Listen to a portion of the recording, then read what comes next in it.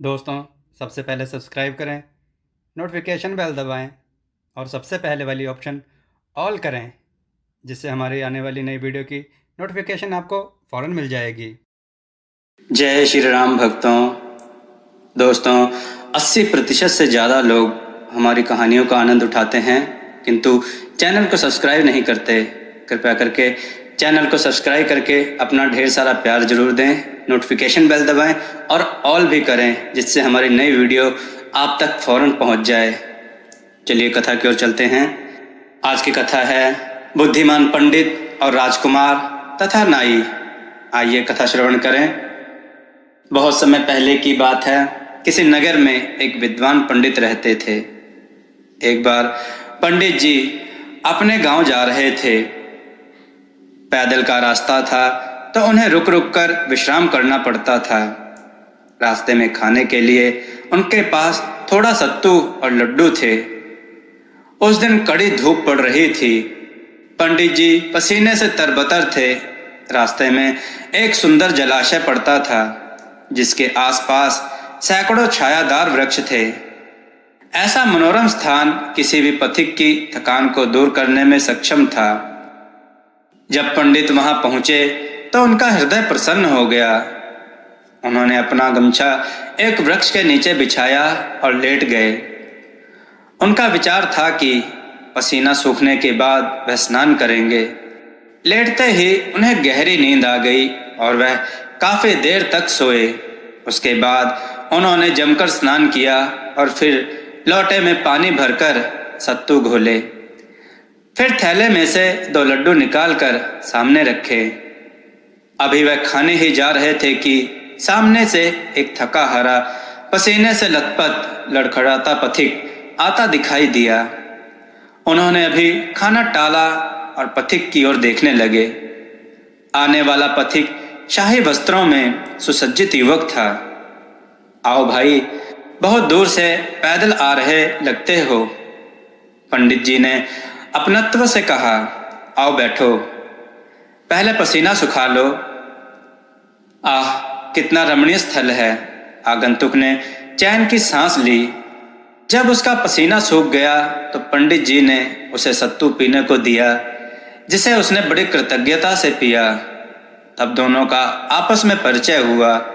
संयोग से नाम से दोनों एक दूसरे से परिचित थे। आपका बहुत नाम सुना है पंडित जी। आगंतुक, जो मगध का राजकुमार चंद्रदत्त था, बोला, मगध के दरबार में आपकी विद्वत्ता की चर्चा होती रहती है। धन्य है आपका राज्य, जहां आप जैसा मनीषी जन्मा। राजकुमार, प्रभु की कृपा से मुझे आप सबका सम्मान प्राप्त है और मैं इसके लिए सदैव प्रभु का आभारी हूँ। पंडित बोले, अब आप बताइए कि आप इस जंगल में पैदल कहाँ से चले आ रहे हैं। पंडित जी, मैं अपने अश्व पर सवार कुछ साथियों सहित आखेट पर निकला था। एक हिरण का पीछा करते करते मैं साथियों से बिछुड़ गया। हिरण एक घने जंगल में प्रवेश कर गया था। मैं उसके पीछे था। हिरण तो गुम हो गया और मैं एक सरोवर देखकर रुक गया। मैं और मेरा घोड़ा दोनों ही प्यासे थे। मैंने अश्व को पानी के लिए छोड़ा, पर उस जलाशय में एक विशालकाय मगरमच्छ था, जिसने मेरे घोड़े को दबोच लिया। ओह बेचारा घोड़ा! मैंने बहुत प्रयास किया पर घोड़े को ना बचा सका। चंद्रदत्त उदास स्वर में बोला। हारकर मैं वहां से चल पड़ा और यहाँ आ पहुंचा। बहुत कष्ट पाया राजकुमार। खैर, सब प्रभु की इच्छा से होता है। अब आप कुछ खा लीजिए। पंडित जी ने बड़े प्रेम से चंद्रदत्त को 2 लड्डू दिए और स्वयं भी 2 लड्डू निकाले और खाने के बाद पानी पिया। तत्पश्चात दोनों लेट गए और बतियाने लगे। चंद्रदत्त अपने राज्य के विषय में बता रहा था। अचानक पंडित जी की दृष्टि सरोवर किनारे बैठे एक कौवे पर पड़ी। कौवा विचित्र हरकत कर रहा था। वह अपनी चोंच को पत्थर पर घिस रहा था। बार बार पानी में चोंच भिगोता और पत्थर पर घिसता। अचानक पंडित के उद्गार फूट पड़े। घिसता है, रुक रुक लगता पानी, तेरे मन की बात कालिया, मैंने सब कुछ जानी। राजकुमार चंद्रदत्त ने आश्चर्य से पंडित को देखा। अरे पंडित जी, असमय और अकस्मात कविता पाठ आप तो कभी भी हैं। सत्य ही आपकी प्रशंसा दूर दूर तक होती है। अरे राजकुमार जी, मैं कवि नहीं। मुझे तो उस कौवे की चतुराई देखकर अनायास ही यह पंक्तियां याद आ गई। फिर भी यह रचनात्मकता का अनूठा दृश्य है और आपकी पंक्तियां भी तो बिल्कुल सटीक और अर्थपूर्ण है। कृपया करके पुनः दोहराएं, मैं इन्हें याद रखना चाहता हूं ताकि स्मरण रहे कि कभी आपसे भेंट हुई थी। पंडित ने पंक्तियां दोहराई जिन्हें चंद्रदत्त ने रट लिया। फिर दोनों ने विदा ली और अपने अपने मार्ग चल पड़े। चंद्रदत्त मगध पहुंचा तो उसने पंडित की वह पंक्तियां एक दीवार पर लिख ली और यदा कदा उन्हें गुनगुनाता रहता। उसे उन पंक्तियों में कवि की दृष्टव्य कल्पना की अभिव्यक्ति दिखाई देती थी। किस प्रकार एक कौवे को कौतुक करते देख कल्पना ने सुंदर पंक्तियां रच दी थीं। चंद्रदत्त एक योग्य और प्रजावत्सल राजकुमार था, मगध का भावी राजा भी था। मगध नरेश अब वृद्ध थे कि शीघ्र ही चंद्रदत्त को राज्य की बागडोर सौंप दी जाए, परंतु यह कार्य खुशी से संपन्न न हो सका। मगध नरेश का आकस्मिक निधन हो गया। युवराज चंद्रदत्त को राज्य की बागडोर संभालनी पड़ी। उधर कुटिल मंत्रियों ने मगध की सत्ता को हथियाने के लिए षड्यंत्र रच दिया। वे नए राजा चंद्रदत्त की हत्या की योजना बना चुके थे। राज्य का शाही हजाम गोपाल नाई भी इस षड्यंत्र में उनके साथ था। गोपाल, यही उचित समय है कि हम मगध में सत्ता परिवर्तन कर सकते हैं। भूतपूर्व राजा के समय हमने बड़े घोटाले किए हैं। अब चंद्रदत्त को उनके बारे में पता चल गया तो हमें कारागार में डाल देगा। वह बहुत दूरदर्शी और युवा राजा है, प्रजा पर उसका प्रभाव भी है। षड्यंत्रकारी मंत्री ने चिंतित स्वर में कहा, इसलिए शीघ्र ही उसे परलोक के लिए विदा कर देना चाहिए। आप निश्चिंत रहें मंत्री जी, काला भुजंग गोपाल नाई बोला। जल्दी ही मुझे चंद्रदत्त की सेवा में जाना होगा। वहां मैं उसकी दाढ़ी बनाऊंगा और मेरा पैना उस्तरा एक झटके में हमारी समस्या दूर कर देगा। शाबाश, हम तुम्हें इतना पुरस्कार देंगे कि तूने कल्पना भी ना की होगी। अब मैं चलता हूँ। किसी ने देख लिया और चंद्रदत्त को बता दिया तो मेरी जान मुश्किल में पड़ जाएगी। गोपाल नाई वहां से इतना कहकर चला गया।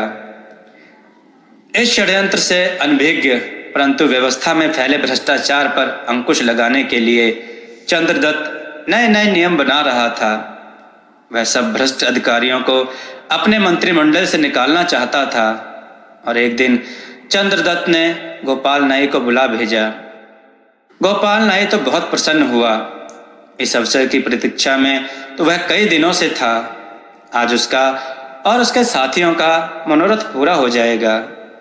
यह सोचकर वह कुटिल नाई अपने पैने उस्तरे को लेकर राजमहल पहुंच गया, जहां चंद्रदत्त उसकी प्रतीक्षा में था। महाराज की जय हो। कई रोज बाद सेवक को याद किया। समय का अभाव है गोपाल। राज्य में कुछ अराजक लोगों ने भीतरी उत्पात कर रखा था। सबको उसका दंड देकर ही चैन आएगा। महाराज, क्या आप जानते हैं कि वे कृतघ्न कौन हैं? हमारे गुप्तचर इसी कार्य में लगे हैं। तुम जरा शीघ्र अपना कार्य करो। गोपाल ने पानी लेकर अपने उस्तरों को भिगाया और अपने पत्थर पर उसे घिस घिस कर उसकी धार तेज करने लगा। तभी वहां एक गुप्तचर आया, जिसने राजा चंद्रदत्त से गुप्त मंत्रणा की और चला गया। गोपाल नाई कुछ सुन तो नहीं पाया, परंतु उसे शंका हो उठी। उसे अपना कार्य शीघ्र कर देना चाहिए। उसने अपने उस्तरे की धार देखी और उसे पानी में भिगोकर पुनः घिसा। घिसता है, रुक रुक लगाता पानी, तेरे मन की बात कालिया, मैंने सब कुछ जानी। चंद्रदत्त अनायास ही कह उठा। नाई के हाथ से उस्तरा छूट गया। वह कपकपा उठा। उसे लगा कि अभी अभी गया गुप्तचर उसके ही बारे में कुछ कहकर गया है और राजा को सब कुछ पता चल गया है। अब उसके प्राण नहीं बचने वाले, मृत्यु दंड निश्चित है। वह तत्काल उस्तरा छोड़कर राजा चंद्रदत्त के पैरों से लिपट गया और बिलख पड़ा।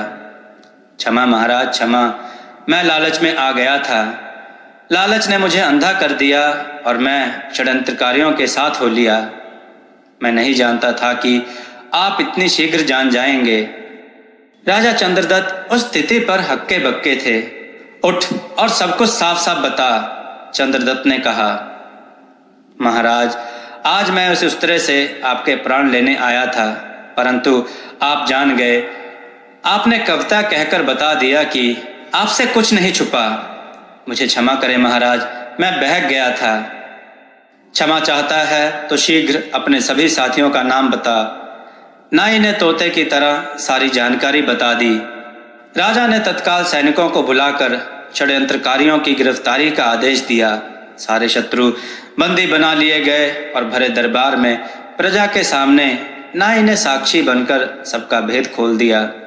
चंद्रदत्त ने सबको बंदी गृह में डलवा दिया और नाई को राज्य से बाहर निकाल दिया। और जब वह सारे कार्यों से निवृत्त हुआ तब सोच में पड़ा, आज एक कविता ने उसे जीवन ही नहीं दिया बल्कि उसके शत्रुओं को भी सदैव के लिए मार्ग से हटा दिया। वह कविता तो जैसे जीवनदायिनी थी। आज उसका हृदय पंडित जी के प्रति कृतज्ञता से भर उठा और वह उनके दर्शनों को लालायित हो उठा। और अगले ही दिन चंद्रदत्त अपने कुछ विश्वसनीय साथियों के सहित घोड़े पर सवार होकर पंडित जी के गांव चल पड़ा। जब मगध की शाही सवारी पंडित के घर के सामने रुकी तो सारा गांव आश्चर्य में पड़ गया। पंडित जी ने मगध नरेश और उनके साथियों का भरपूर स्वागत किया। फिर मगध नरेश ने एकांत में उनसे बात करने की इच्छा व्यक्त की। दोनों एकांत में पहुंचे। पंडित जी, यह तो मैं जानता था कि आप विद्वान हैं, परंतु यह मुझे अब पता चला कि आप कोई अलौकिक आत्मा हैं। चंद्रदत्त साभार बोला, आपकी वह कविता मात्र आपका उद्गार न थी बल्कि भविष्य की चेतावनी भी थी। आज उसके कारण मैं आपके समक्ष जीवित हूं। मैं समझा नहीं महाराज, पंडित जी मुस्कुराए। तब चंद्रदत्त ने अपने साथ घटे घटनाक्रम को सुनाया। पंडित जी भी आश्चर्यचकित रह गए। महाराज, यह माँ काली की असीम अनुकंपा आप पर हुई है। यह आपकी उदारता है कि इसका श्रेय आप मुझे दे रहे हैं। पंडित जी, मैं बहुत प्रसन्न हूँ कि आप जैसे परम विद्वान के अल्प समय के सानिध्य ने मेरा जीवन भी बचाया और मेरे शत्रुओं का सफाया भी कर दिया। यह सब ईश्वर का चमत्कार है। पंडित जी, मैं आपसे एक विनती करना चाहता हूँ। आदेश करें मगध नरेश। आप मेरे साथ मगध चलें। मैं आपको अपने राज्य का प्रधानमंत्री बनाकर मगध की प्रगति का स्वप्न देख रहा हूँ। महाराज, आपका यह सम्मान मुझे अभिभूत कर गया, परंतु मैं आपकी यह सेवा करने में असमर्थ हूँ। मैं अपनी जन्मभूमि का ऋणी हूँ और उसका ऋण तो उसकी सेवा द्वारा चुकाना होगा। मुझे अन्य कोई आदेश करें महाराज। धन्य है यह देश जहाँ आप जैसे विद्वान और देशभक्त ने जन्म लिया। मैं आशा करता हूँ कि आप एक विद्वान होने के नाते आवश्यकता पड़ने पर मुझ नए शासक का मार्गदर्शन अवश्य करेंगे। अवश्य राजन, यह मेरा सौभाग्य होगा। तत्पश्चात राजा चंद्रदत्त भावभीनी विदा लेकर और पंडित जी को ढेरों उपहार देकर मगध को लौट गए। सारा गांव आश्चर्यचकित भी था और गर्व से फूला जा रहा था कि उनके पंडित की ख्याति मगध तक फैल गई थी और पंडित की पत्नी तो ऐसे पति को पाकर अति प्रसन्न थी। दोस्तों, आपको यह कथा कैसी लगी? अपने विचार और सुझाव कमेंट में जरूर दें। हमारी कथाओं को लाइक करें, हमारे चैनल को सब्सक्राइब करना ना भूलें। हमारी कथाओं को शेयर जरूर करें जिससे लोगों को उत्तम से उत्तम ज्ञान प्राप्त हो। जय श्री राम भक्तों।